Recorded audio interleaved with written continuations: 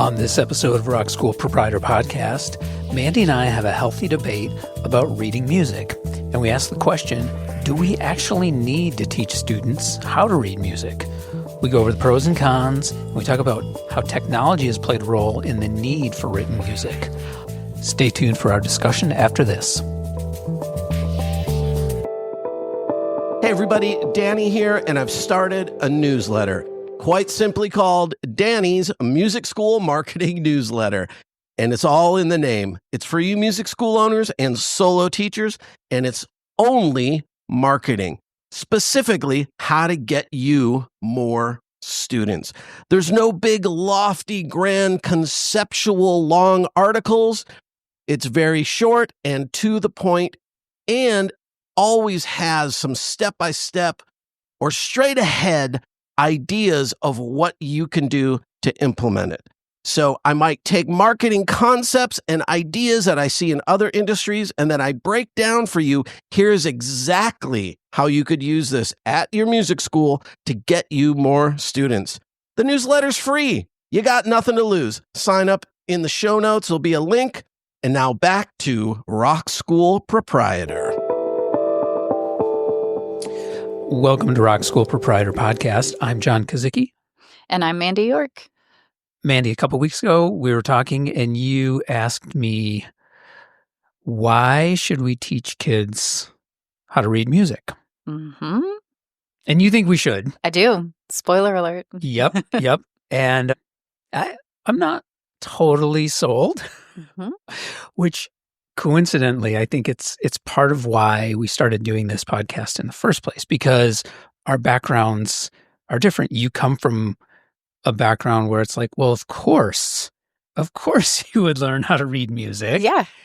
And I come from a background where it's a bit more casual and like, do you really need to read music to play music? Mm-hmm. So we're going to get into that today. Do you think we're going to strongly disagree with one another? I don't know. We'll see. I mean, that's why we do this, like, because of our different backgrounds and then the coming together, sharing ideas. Right. And like I said, I think more about these things because of our proximity and my daughter being in your rock school and stuff. Yeah, and my bad influence on her. You're such a bad influence. This is great. It makes us think. And even if I do disagree with you strongly, I will be able to, I'll really establish my why I feel this way. Can you go into a little bit more detail about what made you pose that question, or what got you thinking about why should we teach reading music? Or why should we not? I know, because like you said, it's just a given, that, I'm a musician. We learn to read music. It was something I had heard. Someone was kind of marveling over the fact that the Beatles couldn't read music. Oh, yes. Okay. Yeah. Right? Mm-hmm. And to be clear, like, I don't know if that's true or not. Mm-hmm. Totally could be. I would believe it. But someone had said that, and it got my wheels turning because, sure, we're huge Beatle fans at my house. Love the Beatles, and I wouldn't say that they're any less amazing because they couldn't read music. Right. It made me think of Pavarotti, Luciano Pavarotti, one of the world's most famous tenors. He famously could not read music. Okay? Yeah. So he learned by rote. He had a good ear. Right, that's interesting you brought that up, because it's oftentimes that more classical side, the traditional side, where reading music is important, and that's one of the most famous classical musicians. Sure. And I think you're right. It is more common for contemporary artists to maybe not know how to read and play by ear. Yes. So we have these two musicians on, far sides of the scale, right? Each side. And then I thought about my dad too. My dad is a really great guitar player, acoustic guitar. Yeah. He's a lovely musician. He plays super well. He's self-taught before there was YouTube. Yeah. And has an incredible ear, and he does not read music. you know? Yeah. So this is who I grew up with. This was my example. Okay. Taking all this into account. Yeah. Well, why should we teach kids to read music then? It's a good question. I don't know if I have an answer. All right. I kind of tend to think like, well, maybe we shouldn't. Maybe what we should be teaching them is how to make music and how to play music first and read music later. Because I think that's sort of what this all comes down to a little bit, right? It's chicken or the egg. Yeah, yeah. And I think it is very common in like the rock schools to place the playing music and teaching how to play that instrument first, and then reading music if it becomes important later. Mm-hmm. And maybe it never becomes important. Whereas in the more classical tradition, again, it's like, well, why wouldn't you start with the reading and the writing first? Mm-hmm. All right. So I definitely have thoughts. One of the first things I thought of, and I've contemplated this a lot. I've asked a lot of people this same question. So I'll ask you. And do you think that Beethoven would have written down his works if he had access to modern recording equipment that we have today? Because I sort of look at it as, what was the purpose of writing the music down? I'm assuming it was to communicate with other musicians, to have a record of it, right? Because there wasn't recordings, so the only way to hear the music was to play it. Mm-hmm. And aside from memory, like how would you, if you've got like a little quartet that you're playing with, how do you communicate with the other players that this is what we're playing unless there's something written? Right. He writes down the music to share with the players so that they can all read the music together as an ensemble. Yeah. Right? Yeah. Okay, so what's the alternative? Well, in modern day, you record it and you distribute the recording and maybe, rough out the charts. Here's the chords I'm playing. Yeah. Have at it. Learn this song. Right. Well, I think that's a difference in style and genre, right? I mean, is it? In a string quartet, for example, like you have to have the notes in front of you. You have to play what's on the page. Do you? Yeah. Yes, I'm going to say yes, John. Yes, you do. Okay. Yes, I can. I've never been in a rock band, so I can't say. I mean, I know my daughter doesn't sit with a music stand in front of her and her guitar. Rhythm is important in her, in the band. Okay. Mm-hmm. Are you having a hard time? Can you see me over here? Like, yeah. Yes. I mean, comparing the string quartet to the rock band, it's just not the same thing. I mean, it's not the same thing in how it sounds, but are the musicians any different? Now, let me add this because I do think it's important. While my perspective is one of questioning, like, okay, do we actually need to do this? Mm-hmm. I learned how to read music as a child also. I took piano lessons. Mm-hmm. Granted, it was not a good experience, as we've talked about before, but I did learn how to read music. And because I learned how to read music on piano, I think it made it easier for me than when I got into middle school band to learn a different instrument because I already had a bit of understanding about how to read music. Yeah. I do think it was beneficial for me. Mm-hmm. And because then that trailed into me picking up guitar. And at that point, maybe I didn't necessarily need to read music. But at the same time, like you said, your father plays guitar and has never read music. Right. Let's talk about different instruments. I've thought about this, yeah. and specifically guitar, Mhm. because it's hard to read music on guitar. For one, because of how the notes are laid out on the instrument. When you read music on, say, a piano, you see one note on the staff, and there's one key that is associated with that. And on guitar, you have multiple places to play that one note. So that makes it a lot more complicated to focus on reading and learning an instrument at the same time. Mm. So I do think that becomes a barrier to being able to play the instrument. So maybe, again, from my perspective, if we're talking about guitar, like, well, maybe you should play first and then figure out the reading later, because otherwise it's a much longer road. Yes. And I've considered this too. I thought, well, music reading is so important to me because I'm reading one soprano line. I'm reading the one flute line, right? Yeah.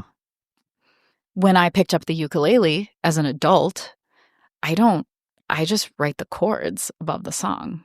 Yeah. Do you know what I mean? I'm not. Yeah. Yes. I'm not reading notes. Mm-hmm. I'm, Well, yeah. And let's talk about chords on piano. Mm-hmm.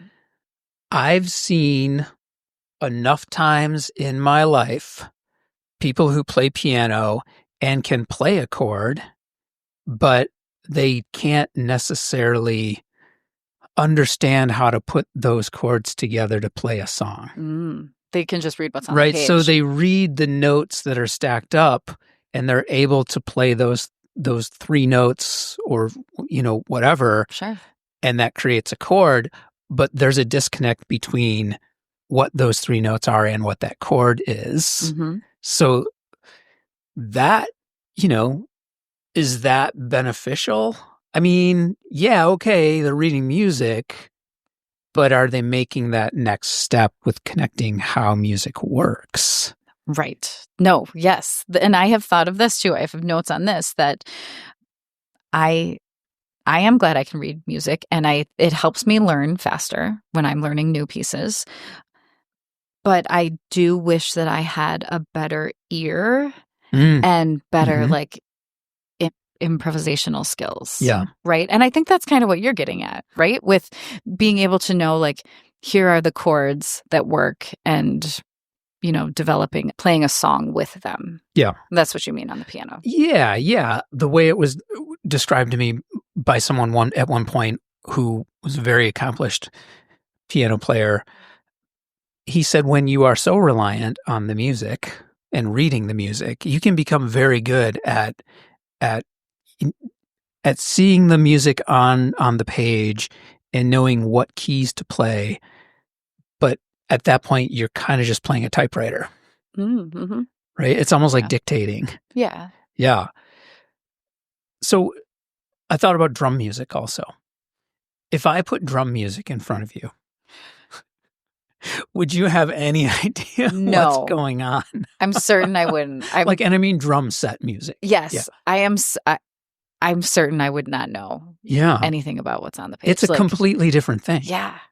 So it's strange because it looks like any other sheet music, kind of. Yeah. Yeah. I mean, I can read rhythms, but I'm so curious what you'll have to give me an example later. The different drums are on different lines and spaces. Okay. So yeah, the rhythmic notation is the same, but those lines and spaces no longer mean notes anymore. They mean specific drums. Okay. So it's like relearning, or a drummer who can read wouldn't be able to go sit at the piano and play. It's like a different dialect. Yeah. Yeah. Yeah. Okay. Yeah. So going back to like the history thing, because I still get hung up on the reading and writing as kind of more of a necessity to be able to share a composer's work with other people. And I sort of feel like, well, maybe it's that kind of tradition that makes us feel like, yes, this is important in spite of new technology, right? But another point that I had was music existed before written music. Yes. Mhm. Yeah, you're right. Yeah. So what did they do then? Music, yes, you're right. It existed before notation, and it was, folk music and music of the people. Yeah. It was a way to pass down traditions and stories, right? And histories. Yeah. I would say that it was not consistent, right? I mean, we don't These know. melodies and they changed and evolved because they weren't written down. Okay. So writing music, putting it using notation, maintains or preserves the original intention of the music. Okay. Whereas before we had that, the melodies would change a little bit depending on the area, right? Geography, you got different scales, and over time, mm-hmm. as they were passed down. So to circle back to the original question, though, with that in mind, why should we teach reading and writing music if it's existed for longer than if music has existed for longer than reading and writing music has existed? Right. I did a search because I didn't know. I was like, well, how long has music been? Tell me. Well, there's different viewpoints, but it seems to be around 1400 BC is the estimate of the earliest known written music. Yeah. So, we're talking about like 3,500 years. Mm-hmm. It's not. That's a blip. I mean, in the grand scheme of things, right? Mm-hmm. It's not that long. And I would argue that, like, well, right now, there's probably more people who don't read music than that play, than do read music. So is it just that reading and writing music is it's part of history, but it's gone? No. No. I think that I want to go back to that idea that it's writing it down, like, preserves the quality and the intention of the music. If you don't write it down, it could be lost, it could be changed. It's easier to share that way. Now, for what it's worth, we weren't writing books either. Our spoken language wasn't written down. Our stories weren't written down, right? Yep. But I would say that that's a pretty important thing. We put, not to get too hot button, but are you going to say something about AI? Okay. I was going to talk about recorded history and having a record, and current day, even that stuff can be debated, right? But I know it's tough. It is. It's really interesting. It's tough. So, other things that I thought about when it comes to writing music and the idea of like physically writing it on a page, I can plug a MIDI keyboard into my computer and play something, and it will give me a transcription of whatever I play. Yes. I didn't actually write it, right? So maybe I don't even need to know how to write it. The computer is generating that stuff. Yes, I'm playing it, but the computer is doing the work of figuring out what are the notes that I'm playing, what are the rhythms that I'm playing. Is there benefit in that to get it recorded? Having that recorded record of the music, or are you still taking that hard line? Like, well, no, you should know how to write it down. Well, no, I think that's legit. Like, you're still composing the music. Even if you didn't physically pick up the pencil and write it on the third line of the treble clef, right?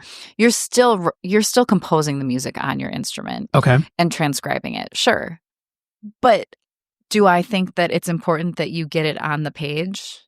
In most circumstances, yes, because that's your written record. That's how you will share it.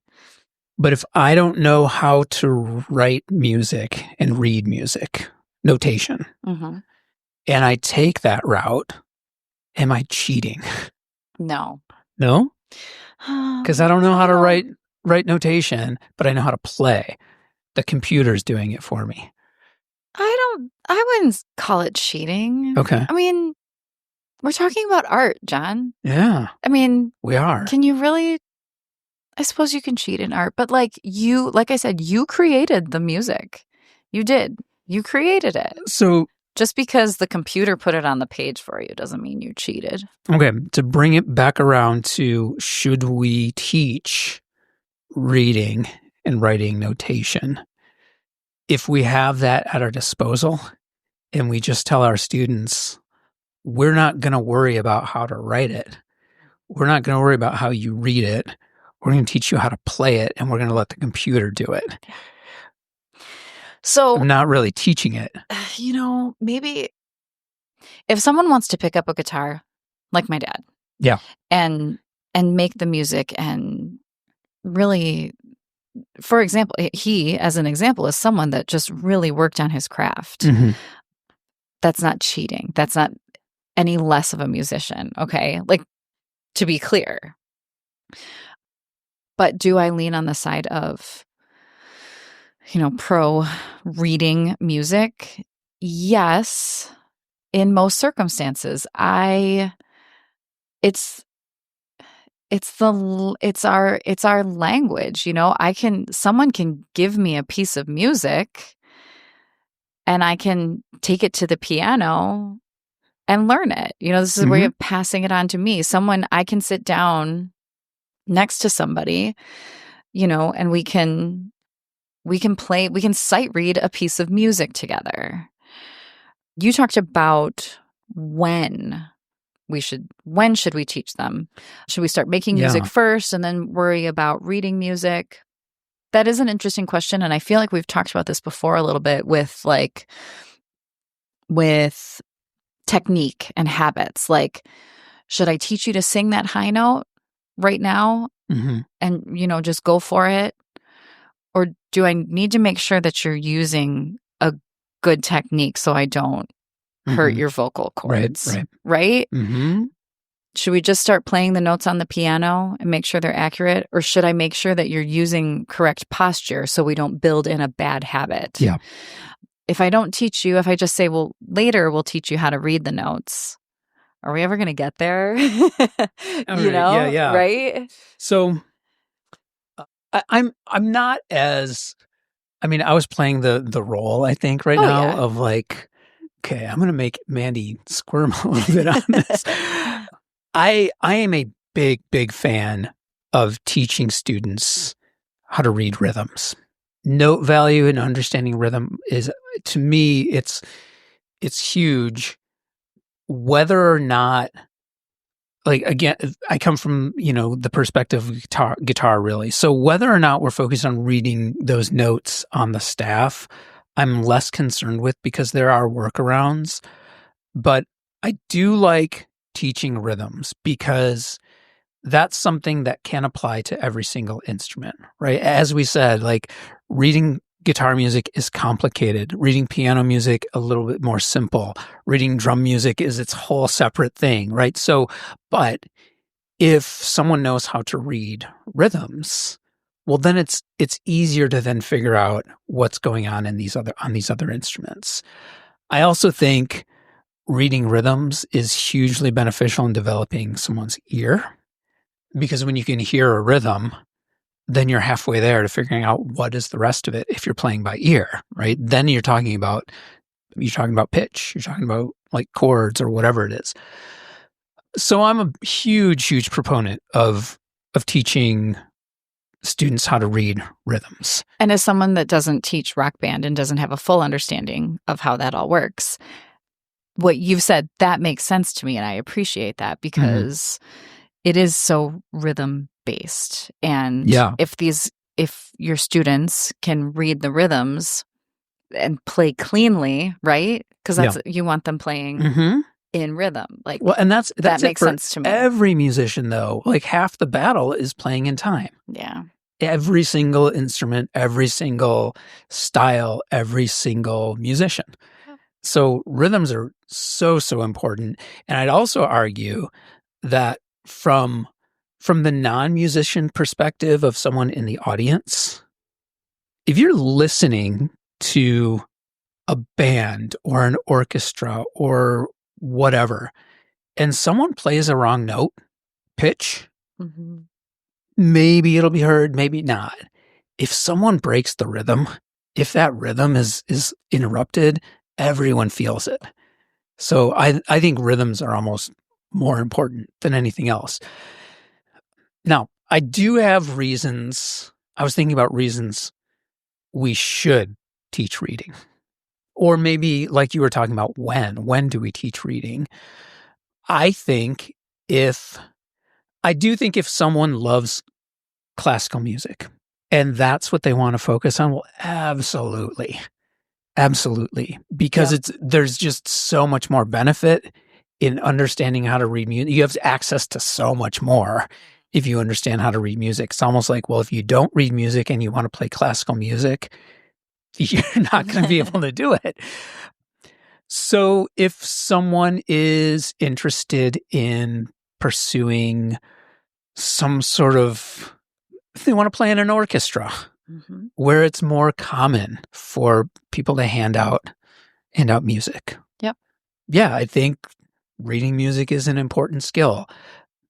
If someone is thinking that they want to study music in college or some sort of higher education, well, yeah, you're going to need to know how to read music.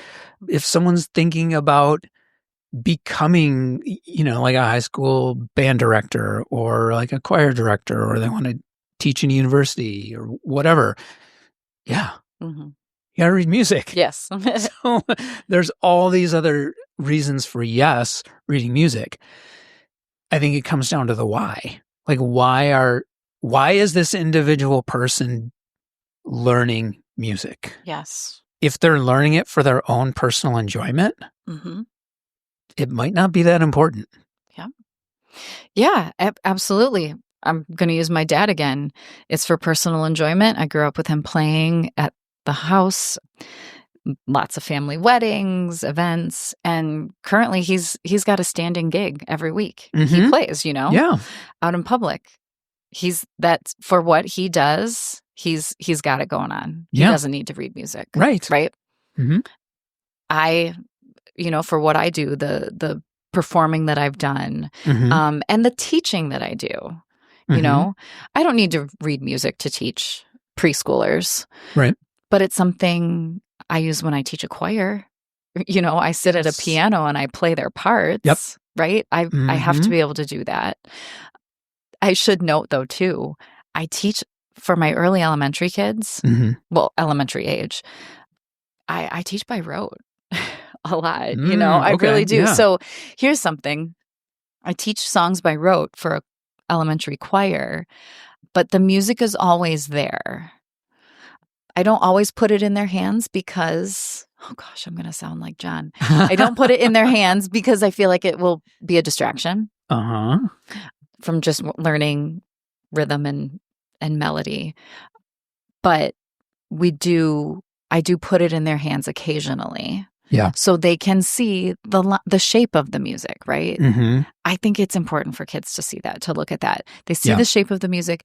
They see the rest. Like even, right? Yep. When I am having difficulty with a musical passage, I can listen to it and it will not stick as well as if I look at it on the page. That's not, I'm just making the point of, like, I'm a visual learner. Yeah. Right? So it's not that because I read music, I learn the passage better than someone else. It's because I'm visual. Maybe listening is going to be more beneficial to others. So that's another point, right? Who needs to be able to read music? I don't know. It's good for me, right? And when I'm in front of a number of students, I think it's great to teach by rote, but then also for some of those, it may be really beneficial for them to look at the page and see the arc of the melody and the break where there's rests. Yeah. Well, and to that point, we do a band program for elementary age kids, and we do the same thing. We have we have play along videos that the kids use, and there's there's notation that they play along to. Yeah. Right. It's also like for guitar, there's also tablature and there's other tricks that we use. But yes, the notation's there for them to make that connection. Whether or not that sticks right away is not necessarily important because our goals are different in those classes. Our goals are getting them to play as a band and put on a performance. And even then, even in the performances, we encourage the kids to memorize. Yeah. Get away from the reading. Don't use that as a crutch. And I've definitely seen also where students play better when they're not focused on the music on the page. Yes. Yeah. That I completely agree with that. I'd say across the board. Totally. Did I convince you? No. Oh, I wanted to make one more point. No. I want to make one more point. It is, again, related to guitar. My biggest guitar tablature is kind of the workaround and for guitar players. And I think it developed because of how complicated it is to read music on the page, on the staff for guitar. So the series of lines and numbers which represent the frets, it basically tells you where to put your fingers. My biggest issue with guitar tablature is if there is no rhythmic notation associated with that. Millions of guitar tabs online, there's a little exclaimer at the beginning, like, okay, here's the tab, just listen to the song and do it like that. So it's telling you where to put your fingers, but that's all it's telling you what to do. So there is that benefit. Again, it goes back to the understanding how to read rhythms. So I didn't convince you. Yeah, that's funny. When I talked about picking up ukulele as an adult. I remember struggling with that. I was like, okay, but what about a strumming pattern? What do I do? Yes. Yeah. Interesting. Yep. Yeah. No, you didn't convince me, John. But I think, again, there's a little bit of a meeting in the middle here. Like not being able to read music doesn't necessarily make you any less of a musician. I don't think anyone that criticized, because people did criticize Pavarotti for his lack of being able to read, was uncalled for, That's, and right? I mean, I don't know who criticized him, but, maybe that was coming from a place of, like, jealousy, right? That guy, maybe he can sing really well, but he doesn't know how to read music. Right, yes. And there can be a level of maybe snobbery in that world too. But you know what? He wasn't cheating, right? To use your word, right? It was his instrument and he was producing the sound. And but I also think that not being able to read music or not being able to read music well in your early stages, it shouldn't become this roadblock for you to enjoy playing music and enjoy learning music. There's so many other ways you can learn how to play music and enjoy music, even if you can't read. Yeah. And I think that's super important. I don't necessarily think it should be this prerequisite to having access to what is, like for your father, for instance, a lifelong enjoyable thing that he does. Yeah. That shouldn't be a roadblock. Yeah. It shouldn't be a deterrent. Yeah, I'm not totally anti, obviously. There's lots of reasons I think reading music is important and we should teach it in certain instances. I think it's just the why. Yes. Like, why is this person interested? And do we need to make them learn to read music, or encourage them to read music? Yeah. I tell my clients, my parents, when the kids get older and they start to take lessons, I do always remind them it needs to be fun in the beginning, right? We need to hook them in the beginning. And if those like music notation flashcards or whatever else their teacher is having them do to drill like note naming and reading music is a hindrance and it's a burden, then maybe that's not what they should be doing. Yeah. Then, right? Yeah. And just focusing on creating the music and the enjoyment of it. Yeah, don't be that person. No, to don't put be the that roadblock person. Right. up there. Oh, yeah. This was an interesting discussion. I liked it. A bit more, I don't know, a bit more philosophical, I guess, than we always get philosophical. But all right, well, let's wrap it up. I think, there's a time and a place.